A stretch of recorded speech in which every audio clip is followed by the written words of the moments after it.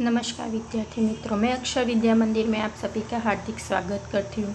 हमने कक्षा 7 कथनी और करनी के पाठ के बारे में पढ़ा था, जो आधा था। आज हम उसको पूरा करेंगे। तो हमने यहाँ तक पढ़ा था कि एक सज्जन अपना स्कूटर एक दुकान के आगे खड़ा करता है, तो दुकानदार उसे मना करता है। तो उसके जो दुकानदार और जो स्कूटर वाला है उनके बीच में जो बातचीत होती है वो हम आगे पढ़ेंगे। तो सज्जन ने स्कूटर वाहन खड़ा करने के स्थान पर ले जाकर खड़ा किया और वापस आकर सामान खरीदने लगे। इतने में स्कूटर लेकर दुकान पर एक लड़का आया। स्कूटर दुकान के सामने खड़ा करके वह दुकान के अंदर चला गया। इस पर उस सज्जन ने दुकानदार से कहा, आपने इसे मना नहीं किया? वह बोला, यह तो मेरा बेटा है। पहले वो जो सज्जन थे उसने वो जो स्कूटर वाला था उसको मना कर दिया कि यहीं पे स्कूटर खड़ा नहीं करना है। पर जब उसका दुकानदार का बेटा खुद आया स्कूटर खड़ा करने के लिए, तो दुकानदार ने क्या कहा, ये तो मेरा बेटा है। ऐसे तो कुछ लोग ऐसे भी होते जो आदर्श की बात करते हैं, लेकिन जब उन्हें अपनाना पड़े तो वे आदर्श भूल जाते। यानी कि जो आदर्श का जो पालन करना है वो दूसरों के लिए होता है, लेकिन अपना खुद आदर्शों का पालन करते नहीं है। एक दिन सज्जन के घर पर उनके मित्र मिलने आए।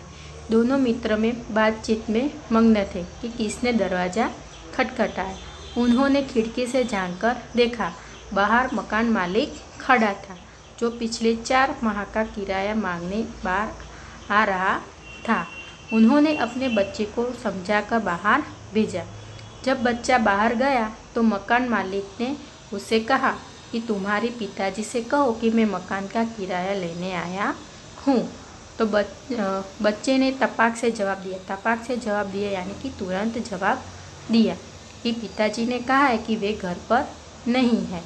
बच्चे की बात सुनकर मकान मालिक हंसने लगे।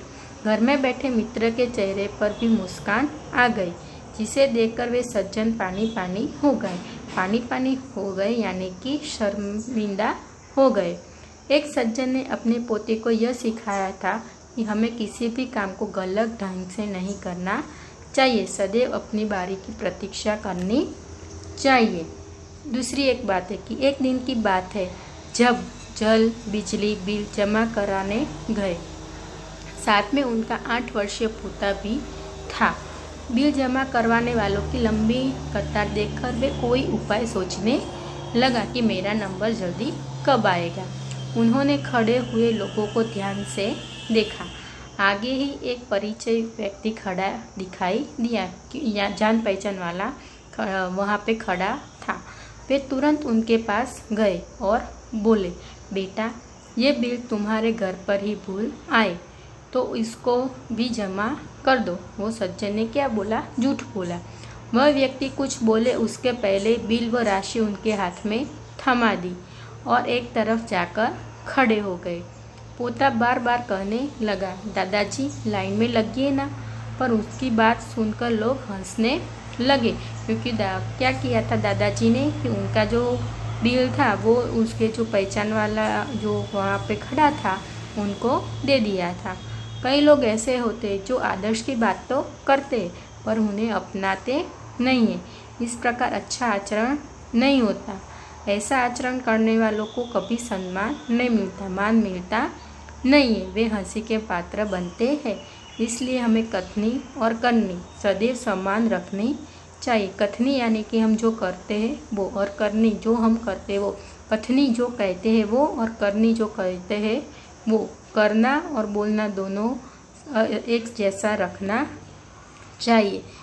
वो कथनी करनी एक समान, जग में मिलता सब सम्मान। जब हमारी कथनी और करनी एक जैसी होती है तभी हमें समाज में सम्मान मिलता है।